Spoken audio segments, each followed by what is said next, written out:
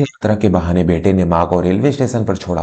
5 साल बाद जब वो खुद दाने दाने को मोहताज होकर माँ के भंडारे में पहुंचा तो माँ ने उसे पहचान कर जो किया, उसे देखकर पत्थर दिल भी पिघल गए। दोस्तों, इंसान का कर्म एक ऐसी फसल है जिसे उसे हर साल हर हाल में काटना ही पड़ता है, चाहे वह आज काटे या 10 साल बाद। आज की कहानी एक ऐसी ही माँ की है जिसका प्यार तो समुद्र जैसा विशाल था, लेकिन बेटे की नीयत में खोट आ गया था। कहानी की शुरुआत होती है सावित्री देवी से। सावित्री जी की उम्र करीब 65 साल थी। वह एक रिटायर्ड स्कूल टीचर थी। पति के गुजरने के बाद उनकी पूरी दुनिया उनका इकलौता बेटा विकास और बहू नताशा थे।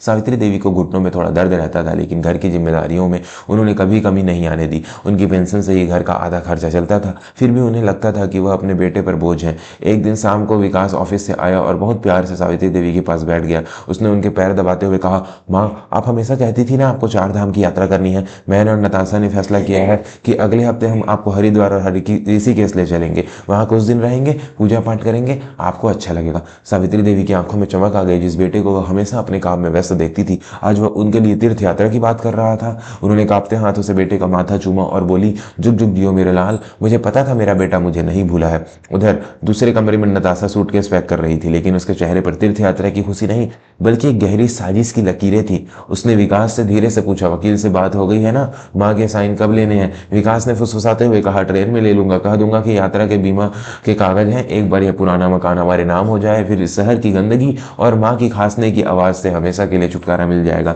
हम मुंबई शिफ्ट हो जाएंगे। सावित्री देवी इन साजिशों से अनजान थी। वह तो बस अपनी पुरानी संदूक से अपने पति की तस्वीर निकालकर बातें कर रही थी।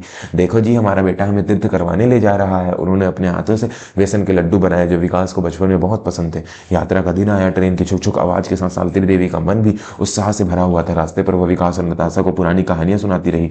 विकास बार बार मोबाइल में देखता रहा और नताशा खिड़की के बाहर, जैसे उन्हें माँ की बातों की कोई दिलचस्पी ही ना हो। हरिद्वार स्टेशन आने से ठीक पहले विकास ने कुछ कागजात निकाले और कहा, माँ, यह रेलवे का बीमा और होटल के फॉर्म है, यहाँ अंगूठा लगा दो और यहाँ साइन कर दो। सावित्री देवी ने बिना पढ़े अपने बेटे की आंख मूंद कर भरोसा करते हुए उन कागजों पर हस्ताक्षर कर दिए। उन्हें क्या पता था कि वह अपनी मौत के वारंट पर नहीं, बल्कि अपने बेघर होने के सबूत पर दस्तखत कर रही है।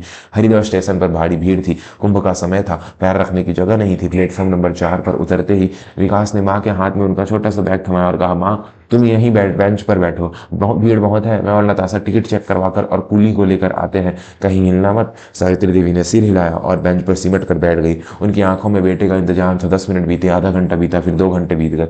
भीड़ आती रही और जाती रही, लेकिन विकास नहीं आया। सावित्री देवी को लगा कि शायद भीड़ में रास्ता भटक गए होंगे। उन्होंने अपने पल्लू से पसीना पोंछा और अपनी जगह से नहीं हिली, क्योंकि बेटे ने कहा था, कहीं हिलना मत। शाम ढलने लगी, स्टेशन की लाइटें जल गई। अब सावित्री देवी का दिल घबराने लगा। उन्होंने पास से गुजरते एक टीटी को रोका और पूछा, बेटा, क्या तुमने एक लंबा सा लड़का और उसके साथ नीली साड़ी में एक लड़की को देखा है? मेरा बेटा है, पानी लेने गया था। टीटी ने सहानुभूति से देखा और कहा, माताजी, यहाँ लाखों लोग आते हैं, आप अनाउंसमेंट करवा लीजिए। सावित्री देवी पुलिस बूथ की तरफ गई। वहां अनाउंसमेंट भी हुआ। विकास और नताशा जहां कहीं भी हो, उनकी माँ प्लेटफॉर्म नंबर 4 पर इंतजार कर रही है। यह आवाज स्टेशन पर गूंजती रही, लेकिन सुनने वाले कान तो कब के ट्रेन पकड़कर वापस जा चुके थे। रात गहरी हो गई। सावित्री देवी अब भी उसी बेंच पर बैठी थी। भूख से पेट में ऐंठन हो रही थी, लेकिन हलक से पानी भी नहीं उतर रहा था। तभी एक सफाई कर्मचारी जो काफी देर से उन्हें देख रहा था पास आया। उसने कहा, माँ जी, बुरा मत मानिए, लेकिन अब कोई नहीं आएगा। यहाँ रोज मैं ऐसे कई बुजुर्गों को देखता हूँ जो पानी लाने के बहाने अपनों को छोड़ जाते हैं। वो जो सामने मुंबई वाली गाड़ी गई थी, उसमें मैंने एक जोड़े को भागते हुए चढ़ते देखा था। यह सुनते ही सावित्री देवी के सब्र का बांध टूट गया। वह दहाड़ मारकर नहीं रोई, बस उनकी आंखों से आंसुओं की एक साइलेंट धारा बहने लगी।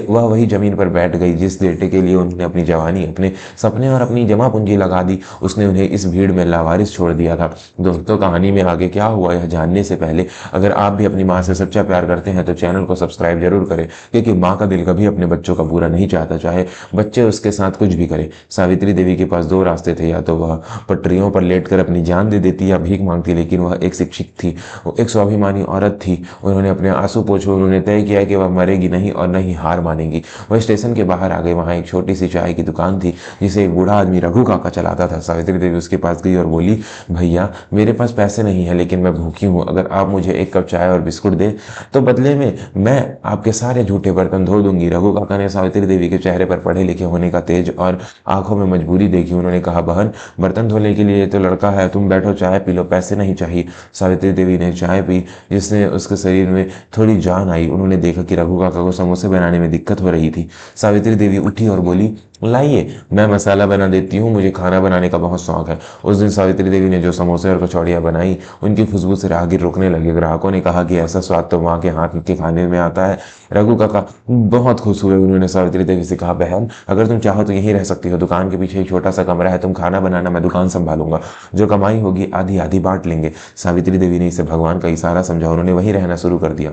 उन्होंने उस दुकान का नाम रख दिया माँ की रसोई। धीरे धीरे वक्त बीतता गया, सावित्री देवी के हाथ का स्वाद पूरे हरिद्वार में मशहूर हो गया। वो सिर्फ खाना नहीं बेचती थी, बल्कि जिन गरीबों के पास पैसे नहीं होते थे उन्हें मुफ्त में खाना खिलाती थी। लोग उन्हें अन्नपूर्णा माँ कहने लगे। 5 साल बीत गए। सावित्री देवी अब वो बेचारी औरत नहीं थी, बल्कि एक सम्मानित महिला बन चुकी थी, जिनके पास दर्जनों लोग काम करते थे, लेकिन उनके दिल के किसी कोने में आज भी बेटे का वो घाव ताजा था। दूसरी तरफ मुंबई में विकास की जिंदगी नर्क बन चुकी थी। माँ को छोड़ने के बाद उसने पुराना घर बेच दिया था और उस पैसे से बिजनेस शुरू कर लिया। लेकिन कहते हैं ना, बद्दुआओं की नींव पर महल नहीं टिकते। उसका बिजनेस पार्टनर सारे पैसे लेकर भाग गया। विकास कर्ज में डूब गया। नताशा जो सिर्फ पैसों के लिए उनके साथ थी, उसे कंगाल देखकर छोड़ गई। बैंक ने उसका फ्लैट जब्त कर लिया। विकास अब सड़क पर था। वहीं विकास, जिसे माँ के हाथ के लड्डू पसंद नहीं आते थे, आज दाने दाने को तरस रहा था। कर्जदारों से बचने के लिए वह मुंबई से भागा और छुपते छुपाते उसी शहर पहुंचा जहां उसने अपनी माँ को छोड़ा था, हरिद्वार। उसे लगा कि यहाँ भीड़ में वह छुप जाएगा और लंगर खाकर गुजारा कर लेगा। उसकी हालत भिखारियों जैसी हो चुकी थी। कपड़े मैले कुचैले, बढ़ी हुई दाढ़ी और आंखों में सिर्फ भूख। वह गंगा किनारे बैठा था कि तभी किसी ने कहा, अरे भाई, अगर भूख लगी है तो आगे माँ की रसोई में चले जाओ, वहां बहुत स्वादिष्ट खाना मिलता है, वो भी मुफ्त। भूख से मरता हुआ विकास लड़खड़ाते कदमों से उस भंडारी की ओर बढ़ा। वहां लंबी कतार लगी थी। वह भी कतार में खड़ा हो गया। जब उसकी बारी आई तो उसे एक पत्तल में पूड़ी और कद्दू की सब्जी मिली। जैसे ही उसने पहला निवाला मुंह में डाला, उसका हाथ हवा में ही रुक गया। यह स्वाद, यह मसाले, यह अपनापन, यह स्वाद तो दुनिया में सिर्फ एक ही इंसान के हाथों में था। उसकी आंखों से आंसू टपक कर पत्तल में गिर गए। उसने घबरा कर ऊपर देखा। और सामने एक कुर्सी पर सफेद साड़ी पहने, माथे पर बड़ा सा तिलक लगाए, एक बुजुर्ग महिला बैठी थी, जो सबको निर्देश दे रही थी। बेटा, उसे सब्जी और दो। अरे, उस बाबा को पानी पिलाओ। विकास के पैरों तले जमीन खिसक गई। वह सावित्री देवी थी, उसकी माँ, लेकिन अब वह वो कमजोर और लाचार माँ नहीं लग रही थी, बल्कि किसी देवी जैसी तेजवान दिख रही थी। विकास का कलेजा मुंह को आ गया। गिलानी, शर्म और भूख का एक अजीब सा तूफान उसके अंदर उड़ खड़ा हुआ। वह अपनी थाली छोड़कर दौड़ता हुआ सावित्री देवी के पैरों में जा गिरा। वह फूट फूट कर रोने लगा। माँ, माँ, मुझे माफ कर दो माँ, मैंने बहुत बड़ा पाप किया है, मुझे पहचानो माँ, मैं आपका विकास हूँ, आपका विक्की। वहां मौजूद सभी लोग सन्न रह गए। सावित्री देवी ने अपनी नजरें नीचे की। उन्होंने देखा एक गंदा, मैला, कुचैला आदमी उनके पैरों पर सिर पटक रहा है। 5 साल पहले जिस बेटे ने उन्हें पहचानने से इनकार कर दिया था, आज वही बेटा उनके चरणों की धूल चाट रहा था। सावित्री देवी ने अपने पैर पीछे नहीं खींचे, लेकिन उन्होंने उसे उठाया भी नहीं। उन्होंने बहुत शांत और गंभीर आवाज में कहा, कौन विकास, किसका बेटा? विकास ने रोते हुए सिर उठाया। माँ, मैं वही हूँ जिसे आप बचपन में अपने हाथ से खिलाती थी। मैंने लालच में अगर आपको स्टेशन पर छोड़ दिया था। भगवान ने मुझे सजा दी है माँ, मेरा सब कुछ लूट गया, बीवी भाग गई, घर बिक गया, अब मेरे पास कोई नहीं है, मुझे अपने पास रख लो माँ, मैं आपकी सेवा करूंगा। सावित्री देवी ने गहरी सांस ली। उनकी आंखों में पानी था, लेकिन वह कमजोर नहीं पड़ी। उन्होंने आसपास खड़े अपने कर्मचारियों और गरीबों की ओर इशारा किया और बोली, बेटा, मेरा विकास तो उसी दिन मर गया था जिस दिन उसने अपनी माँ को एक लावारिस वस्तु की तरह प्लेटफॉर्म नंबर 4 पर छोड़ दिया था। वो देखो, वो जो सामने अनाथ बच्चे खाना खा रहे हैं ना, अब वो मेरे बच्चे हैं। वो जो बूढ़े बाबा कोने में बैठे हैं, वो मेरा परिवार है। विकास गिड़गिड़ाता रहा, माँ ऐसा मत कहो, मैं सुधर गया हूँ, मुझे एक मौका दे दो। सावित्री देवी ने पास खड़े एक कर्मचारी से कहा, इस मुसाफिर की थाली में खाना कम है, इसे और खाना दो, यह भूखा है। फिर उन्होंने विकास की आंखों में सीधे देखते हुए कहा, मैं तुम्हें भूखा नहीं भेज सकती, क्योंकि मैं एक माँ हूँ। माँ की रसोई से कोई खाली पेट नहीं जाता, लेकिन मेरे घर के दरवाजे अब तुम्हारे लिए बंद है।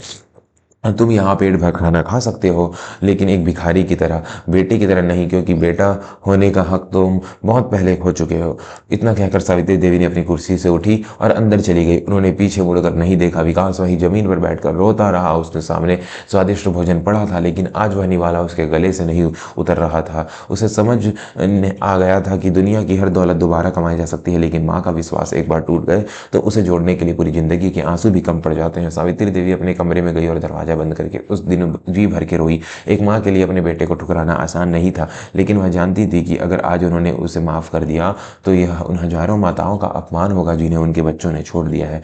उन्होंने समाज को एक संदेश दिया कि माँ ममता की मूरत होती है, लेकिन अगर उसकी ममता का अपमान हो तो वह दुर्गा बनकर संहार भी कर सकती है, अपनी मोह का संहार। दोस्तों, कहानी के इस मोड़ पर आपकी क्या राय है? क्या सावित्री देवी को अपने बेटे को माफ कर देना चाहिए था? कमेंट करके जरूर बताएं। और अगर कहानी पसंद आ रही है तो चैनल को अभी सब्सक्राइब कर लें, क्योंकि हम आपके लिए ऐसे दिल को छू लेने वाले किस्से लाते रहते हैं। विकास उस दिन के बाद वहीं हरिद्वार में रुक गया, लेकिन माँ के पास जाने की उसकी हिम्मत नहीं हुई। वह मंदिर के बाहर सीढ़ियों की सफाई करता और दूर से अपनी माँ को दूसरों को खाना खिलाते हुए देखता। उसे अपने किए पर इतना पछतावा था कि उसने कसम खाई कि वह जिंदगी भर अब दूसरों की सेवा करेगा। निष्कर्ष इस कहानी से हमें यह सीख मिलती है कि माता पिता वो वृक्ष हैं जिनकी छाया में हम पले बड़े हैं। उनकी जड़ों को काट कर आप कभी भरे भरे नहीं रह सकते। विकास ने सोचा था कि माँ को छोड़कर वह सुखी हो जाएगा, लेकिन वह भूल गया था कि माँ की दुआओं के बिना इंसान उस पतंग की तरह है जिसकी डोर कट चुकी हो। हवा उसे कुछ देर तो ऊपर उड़ा सकती है, लेकिन अंत में उसे गिरना ही पड़ता है। आज की भागदौड़ भरी जिंदगी में हम अक्सर अपने बुजुर्गों को नजरअंदाज कर देते हैं, उन्हें पुराना फर्नीचर समझने लगते हैं। लेकिन याद रखिए, जिस दिन यह पुराना फर्नीचर घर से चला जाता है, घर सिर्फ ईंट पत्थर का मकान बनकर रह जाता है। अपने माता पिता का सम्मान करें, क्योंकि एक बार जब वे चले जाते हैं तो फिर आप पूरी दुनिया की दौलत लुटाकर भी उन्हें वापस नहीं ला सकते। अगर आपके घर में भी बुजुर्ग माता पिता हैं तो आज ही उनके पास बैठिए, उनसे दो मीठे बोल बोलिए। यकीन मानिए, उनके चेहरे की मुस्कान आपके जीवन की सबसे बड़ी कमाई है। अगर इस कहानी ने आपकी आंखों को नम किया है तो इसे अपने दोस्तों को और परिवार के साथ शेयर जरूर करना। शायद किसी और विकास का यह कहानी सुनकर वक्त रहते सुधर जाए। जाते जाते एक बार और नीचे कमेंट बॉक्स में माँ जरूर लिखें। देखते हैं कितने लोग अपनी माँ से सच्चा प्यार करते हैं। मिलते हैं अगली कहानी में, तब तक के लिए अपना और अपनों का ख्याल रखिए। धन्यवाद।